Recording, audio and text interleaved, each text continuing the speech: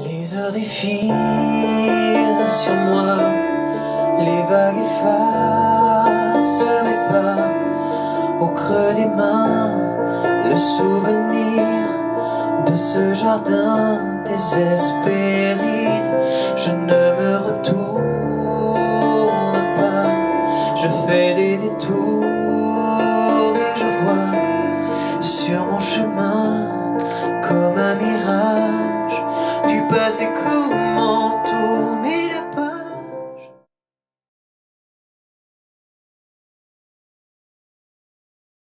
Alors ça a été un très long parcours, le moment de la création, le moment de la réalisation, le moment de l'échange aussi. C'est un album qui s'est fait dans le partage avec nos 834 producteurs. Et puis un peu tardivement, mais voici le moment de la scène.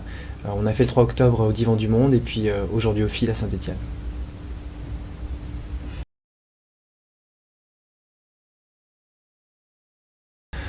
Alors concilier sa vie de professeur et d'artiste, c'est relativement compliqué selon les périodes. Il y a des moments où effectivement le métier d'artiste devient plus présent et donc à ce moment-là il faut vraiment s'organiser, il faut combiner les deux. Et puis des moments où le métier d'artiste devient un peu moins présent, donc à ce moment-là on est plus disposé à notre métier de professeur.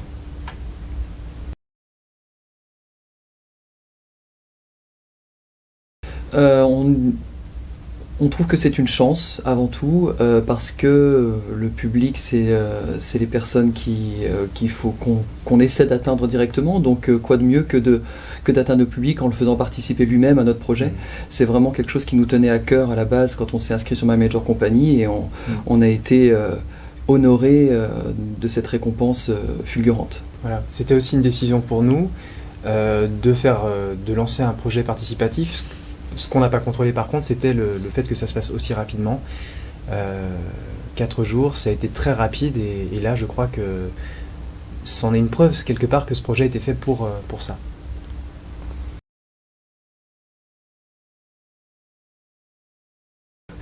Je suis pas sûr que ce soit à nous de répondre à cette question. Je pense que probablement les gens se reconnaissent dans ce qu'on écrit. On partage beaucoup de valeurs universelles, des valeurs humaines, des valeurs de vie, des valeurs qui nous tiennent en vie, la liberté, la quête du bonheur, et je pense que ça parle à beaucoup de gens.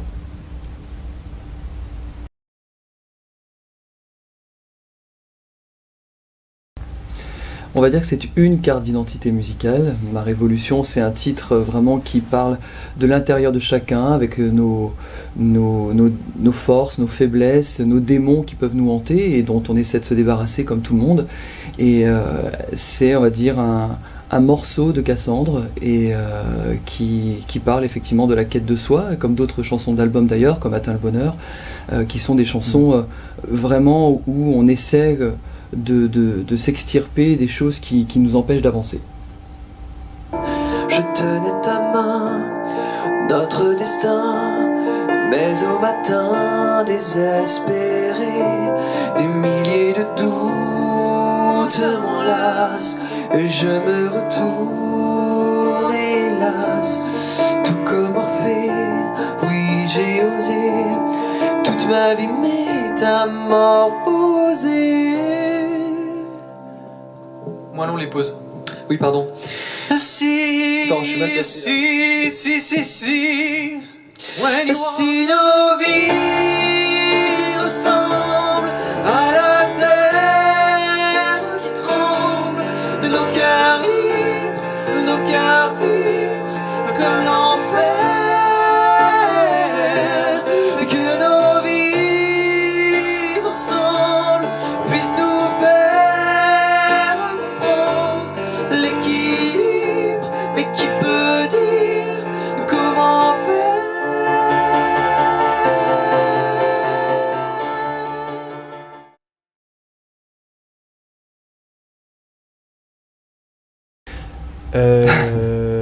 Cette première expérience auprès d'un label, justement, je crois, l'expérience même de composer une équipe, de travailler en équipe, de ne pas être seul avec avec Pierre, mais d'avoir Ça fait plaisir. Mais justement de se rendre compte que faire un album, c'est aussi un travail d'équipe, si tant est qu'on ait les bonnes personnes, et là nous les avions eues, et nous les avons toujours, et ce fut un réel bonheur de pouvoir avoir un producteur pour réaliser cet album, d'avoir un directeur artistique qui, sans trop d'ingérence, finalement était là au bon moment pour bien aiguiller les choses, tout en nous laissant une place et une liberté totale dans notre création. C'est vrai que My Major Company nous a permis de nous accomplir artistiquement en prenant la peine de chercher les personnes qui correspondent à notre projet, donc comme Thierry F qui a réalisé avec nous l'album, et donc chapeauté par Patrice Olassian, notre directeur artistique, et Laurent Bonnet, notre directeur marketing, qui était vraiment là pour nous aiguiller sur les personnes à contacter pour ce premier album. Voilà.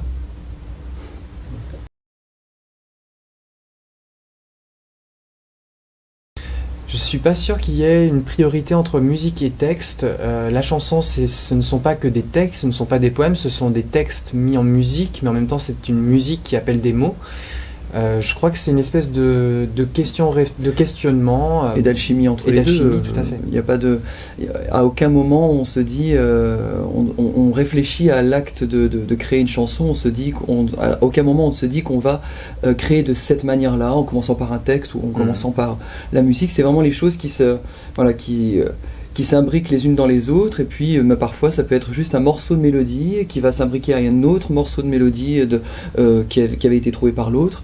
Et donc c'est vrai que dans la création, on a une totale liberté et on ne se donne aucune limite en tout cas.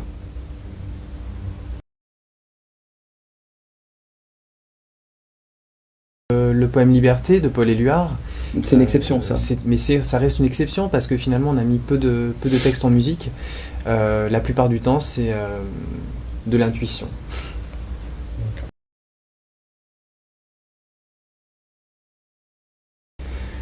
Alors, ça remonte à avant Cassandre pour ma part, parce que quand j'étais adolescent, je faisais de la musique et je commençais déjà à écrire des chansons. Et puis après, quand on s'est rencontré avec Florian à l'université, on s'est très bien entendu et très rapidement, on a commencé à écrire des chansons ensemble. Donc c'est vrai que pour ma part, ça remonte à mon adolescence. Et puis je pense que pour Flo, je veux pas m'avancer, mais je pense que ça a commencé quand on s'est rencontrés en fait.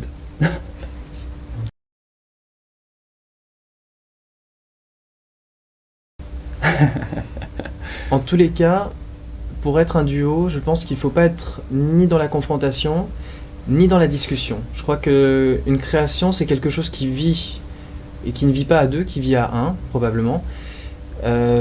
Donc, je pense qu'on a cette chance-là bien évidemment, c'est pas de toute simplicité, mais il y a cet aspect naturel qui fait qu'on s'entend sur les thèmes, on laisse l'autre venir à une première inspiration, qui font que ça va se construire main dans la main. Et je sais pas si on est un, nous sommes deux, la preuve en image. En tout cas, du point de vue de l'esprit artistique, de la composition, oui, Cassandre n'est qu'une seule et même entité. Oui. À aucun moment l'un va finaliser une idée sans en faire part à l'autre et inversement. Et parce que personnellement, j'estime qu'on est deux personnes, deux identités au service d'une entité qui s'appelle Cassandre.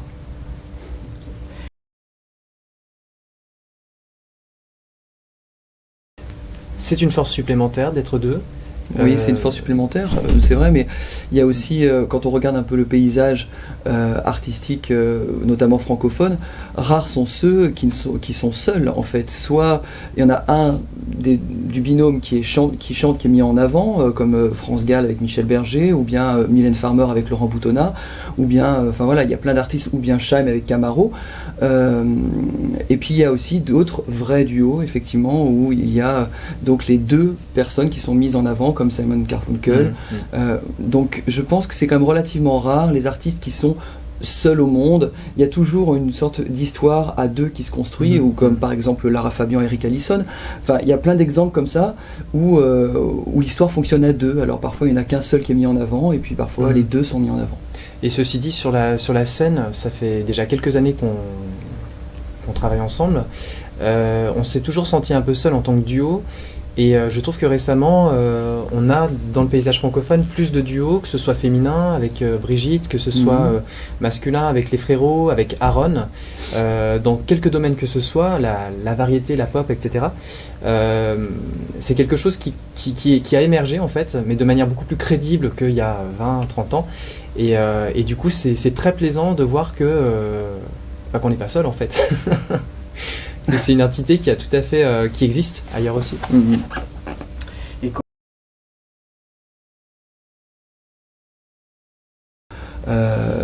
Chacun de son côté amasse des idées, on va dire, autant textuelles que musicales. Et puis quand on se voit, on en parle, on en discute, chacun fait écouter ses idées, et puis on voit ce qu'on fait avec ça. Donc la démarche créatrice, elle est vraiment mutuelle, et à aucun moment chacun va aller au bout d'une idée sans être confronté à l'autre, parce que Cassandre, c'est une entité et qu'elle ne peut pas fonctionner avec la moitié de cette entité-là. Oui, ma révolution, c'est un combat intérieur. C'est vrai qu'à première lecture, on pourrait penser que c'est un texte qui pourrait inciter à la haine. En fait, c'est tout l'inverse, surtout dans le contexte actuel.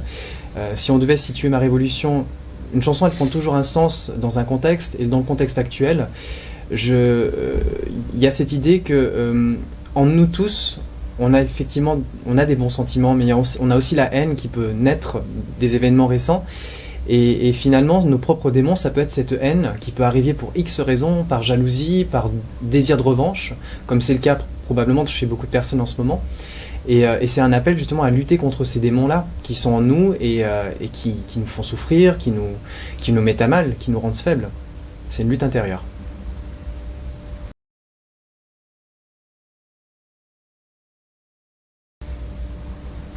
Je pense que tous nos textes nous touchent de manière profonde. Après, c'est peut-être des événements extérieurs qui vont nous inciter à parler de tel ou tel sujet ou de telle ou telle émotion.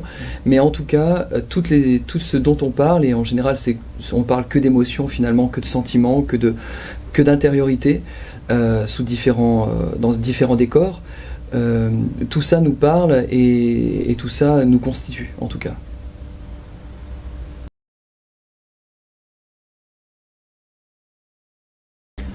Je dirais que c'est pas aussi. L'écriture est pour moi, peut-être pour Pierre aussi, un travail qui est beaucoup moins intuitif, c'est-à-dire que quand une mélodie naît, elle arrive. On ne sait d'où, mais elle arrive, elle est là.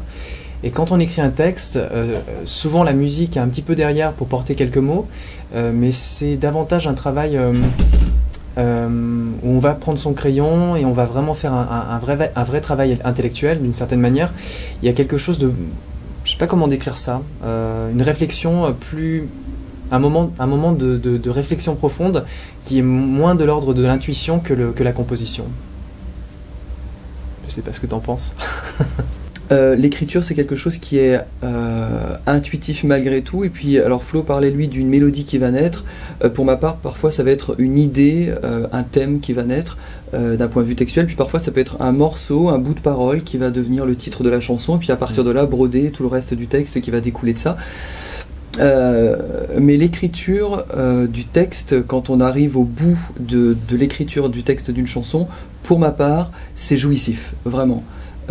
Quand on arrive au bout et qu'on sent qu'on atteint exactement ce qu'on voulait atteindre, et ce qui est pour moi le cas pour toutes les chansons de l'album, justement, toutes ces chansons, elles sont écrites exactement de la manière dont on voulait les écrire, et en ça, c'est jubilatoire, c'est jouissif de donner naissance à quelque chose qui nous ressemble. Voilà.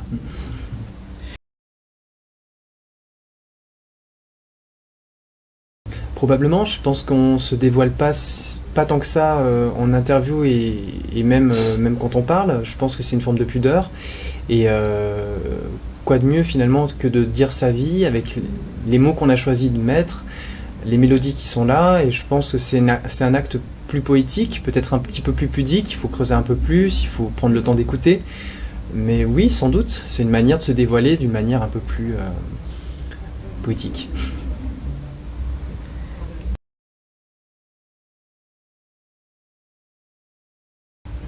Amour. Passion.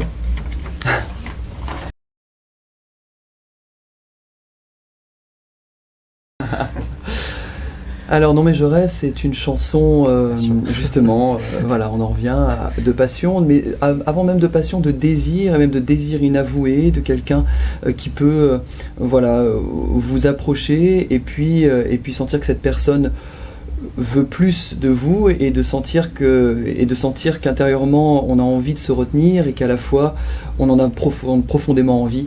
Et c'est un peu voilà, j'avance, je recule, c'est quelque chose qui voilà. Il y a la conscience du risque et de la douleur en fait. Et puis finalement on est à un pas de le faire et si on le fait, le cœur, la passion vole en éclats et on sait qu'on fait une grosse bêtise, mais on le fait quand même. C'est vrai que c'est une chanson qui, on va dire, qui honore les sentiments, on va dire, qui honore l'amour sentimental et à la fois qui succombe parfois à l'amour charnel. Voilà.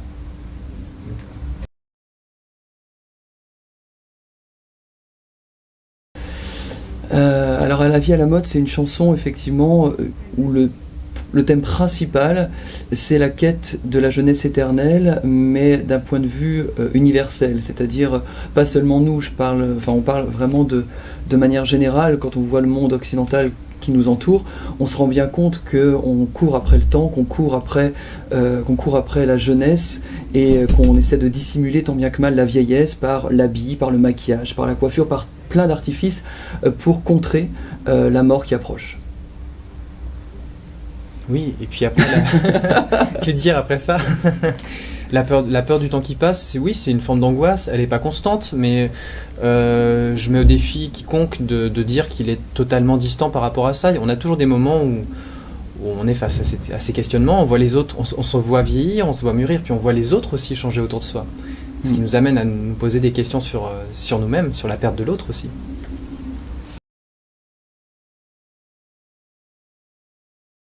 C'est tout ça. Je crois que la liberté, c'est un constat constant, un combat.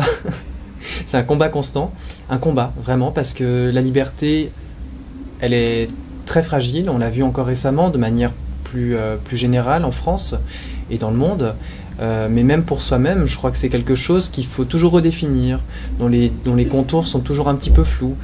Ce sont des choses qui ne sont pas constantes et qui sont impermanentes, et du coup, je crois qu'il faut toujours tendre vers ça. C'est une manière de vivre en fait, que d'aspirer à ces valeurs-là.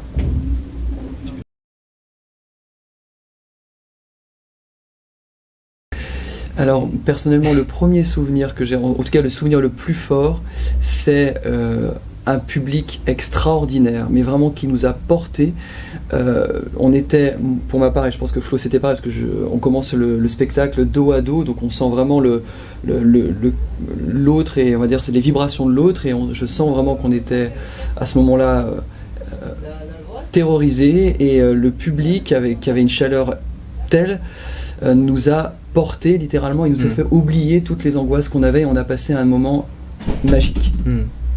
C'était un moment magique, c'était une vraie chaleur humaine, on était dans les loges trop frigorifiées parce qu'il faisait froid et quand on est arrivé sur scène, alors moi je suis dos à Pierre mais je suis aussi dos aux gens sur scène et on s'installe tout de suite, donc il n'y a pas trop le temps d'échanger des regards avec des gens dès le départ, après bien sûr, heureusement. Et puis on est dans le noir. On est dans le noir et il y a cette chaleur humaine, il y a cette attente et on se retrouve dans ce bain d'amour et cette fusion, et c'est merveilleux. Ouais, c'est merveilleux. C'est viscéral, vraiment.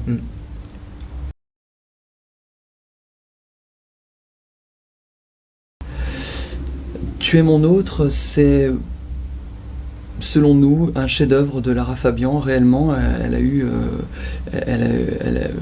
a vraiment écrit un texte magnifique, et puis la musique donc de Rick Allison, justement, dont je parlais tout à l'heure, va parfaitement avec ça. Et il se trouve que Flo et moi, on se retrouve vraiment dans ce texte, dans ce côté gémellaire, comme on disait tout à l'heure, ce lien indescriptible qu'il y a entre nous deux, et on a vraiment l'impression que ce texte fait partie de nous, parce que réellement on se retrouve à 100% dans ce texte de Lara Fabian, tout à fait. Et parce que c'est un texte qui pose la question. âme sœur, jumeau, frère de rien, mais qui es-tu? Et c'est tout le temps ce qu'on se demande, mais qui es-tu? Qui es-tu? Et on se définit dans Cassandre, on se définit dans ce qu'on crée là-dedans, dans cette amitié, dans cette gémellité, dans cette compréhension qui parfois dépasse les mots et qui permet aussi l'écriture, qui permet la compréhension de l'autre, le partage aussi de choses qui normalement sont quand même plus intimes, plus intérieures.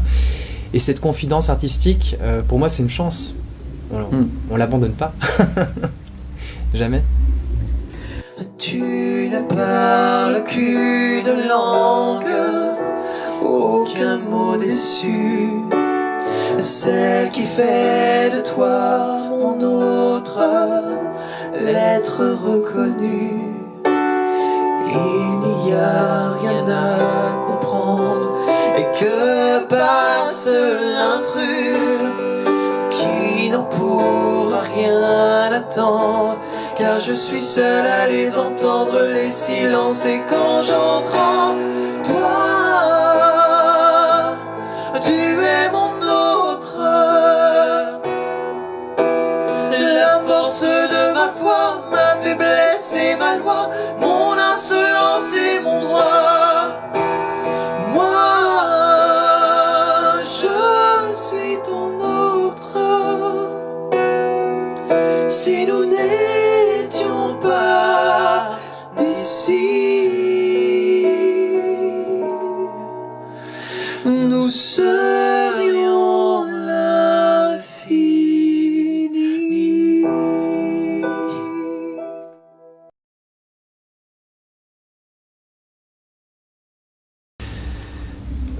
Suivre de près, non, c'est pas quelque chose. C'est des univers qu'on aime à regarder, qu'on aime à explorer. Par contre, c'est pas du tout une obsession que de se renseigner sur les dernières photographies du moment, ou les derniers photographes du moment, ou bien même les dernières modes du moment.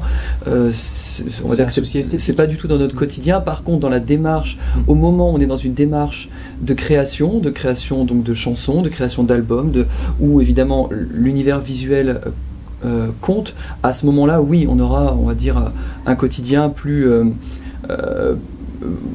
intéressé à ces choses-là, parce que ce sera pour notre projet, on va dire.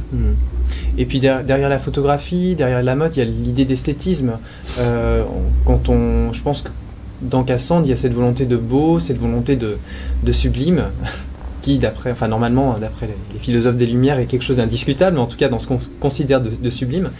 Et c'est pour ça que même dans la photographie, Wahib Shehatta, le photographe de l'album, on a fait appel à lui parce qu'il y avait cette volonté de tendre vers les peintures monumentales, d'un Géricault, d'un Delacroix, d'un David.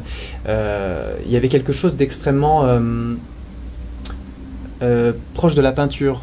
Et onirique aussi. Et onirique aussi, oui. Qui nous plaisait énormément et puis qui correspond totalement à ce qui nous plaît en termes de peinture.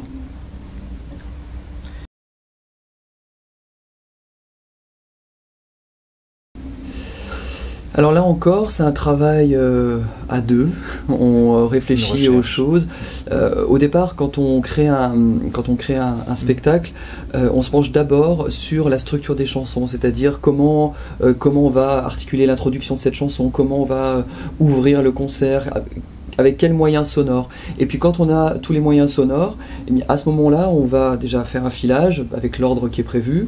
Et puis ensuite, si on voit qu'il y a des choses à modifier, parce qu'il y a des choses il y a des idées scéniques qui vont naître, etc. Et donc à ce moment-là, on va peut-être revenir sur nos idées musicales ou nos structures pour que tout peu à peu s'imbrique. Et à chaque fois, évidemment, c'est dans la discussion et dans le respect mutuel, puisqu'on ne va jamais forcer l'autre à faire quelque chose qui ne lui correspond pas. Mais c'est rare quand on force l'autre.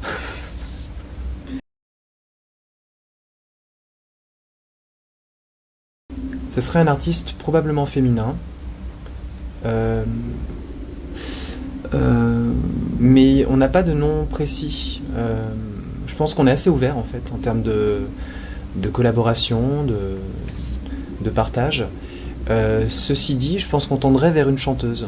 Vers une chanteuse, ça peut être pas forcément, mais ça peut être effectivement Chaim, ça pourrait être Indila, mais vraiment dans des univers totalement différents. Oui. Et donc du coup, la chanson qui serait qui serait pour ce duo-là serait évidemment totalement adaptée à l'univers de ces personnes. C'est ça. Voilà, Ça serait créé pour cette rencontre. Mm. Donc il faut une chanson pour cette rencontre.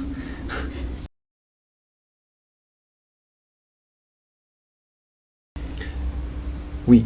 Il y a probablement plus de pression de monter sur une scène stéphanoise, le fil, parce que c'est un retour aux sources, parce que dans la salle, il y aura peut-être plus de proches qu'à Paris, parce que c'est aussi pour nous une manière de revenir à ce qu'était Cassandre il y a quelques années en arrière, quand on a commencé, et ça nous ramène un peu à notre passé, ça remue un petit peu les souvenirs. Donc forcément, il y a une pression et une nostalgie. Il finit pas mes phrases. Non, mais moi j'ai juste dit oui. Voilà. C'était suffisant, il me semble.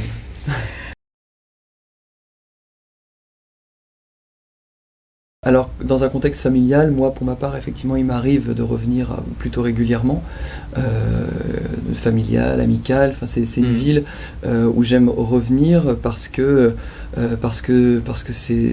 on est loin de Paris et de ces tumultes, donc ça fait du bien aussi. C'est une ville où il fait bon prendre un verre sur une terrasse, se balader dans une rue piétonne. Il y a quelque chose de très tranquille, de très lent par rapport au rythme parisien. Et c'est pas pour nous déplaire.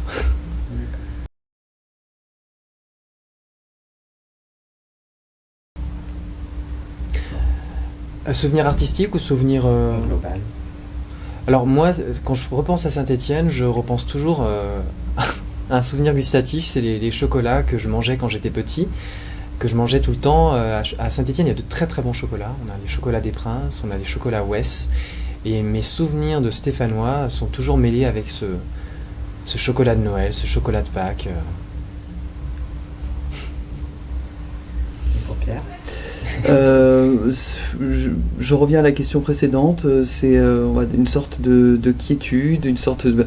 Et puis voilà, quand j'étais à Saint-Étienne, j'ai pas mal bougé, je suis pas tout le temps resté à Saint-Étienne, du coup j'ai peut-être un côté un peu moins ancré que Flo par rapport à la ville de Saint-Étienne. C'est une ville dans laquelle j'ai vraiment commencé à vivre à partir de 18 ans, et donc à ce moment-là, à 18 ans, pour moi c'est l'université, c'est des nouvelles rencontres, c'est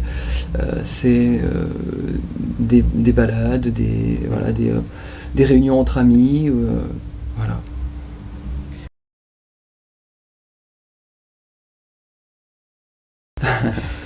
Spontanément, je parlerais de la place Jean Jaurès, avec le kiosque, avec la cathédrale Saint-Charles, le cinéma pas loin, enfin c'est voilà, avec des cafés, un endroit vraiment très agréable, très agréable. C'est vraiment ce lieu qui me vient à l'esprit directement.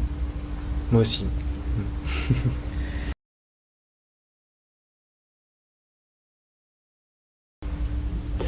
Saint-Étienne, pour moi, c'est la famille.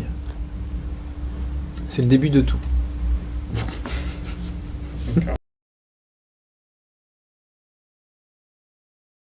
Un petit secret l'un sur l'autre. Oula. Pierre est plus nerveux que moi. Oh, ça c'est pas un secret. Je dirais que Flo adore les huiles essentielles.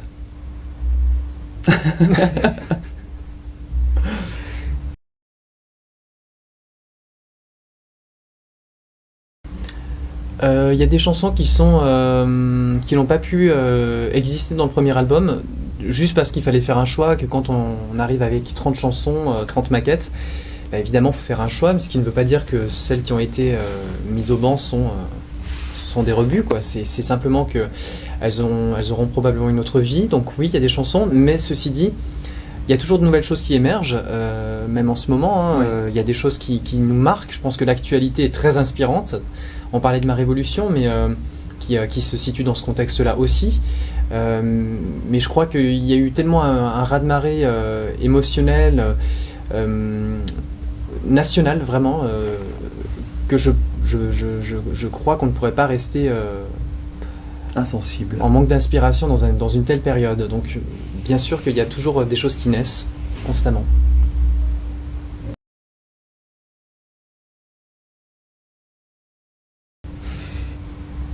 Alors, on a des projets, mais en principe, on aime bien les partager quand on est sûr de les faire. Oui. Donc quand on n'est pas sûr, on ne dit rien. C'est de la superstition.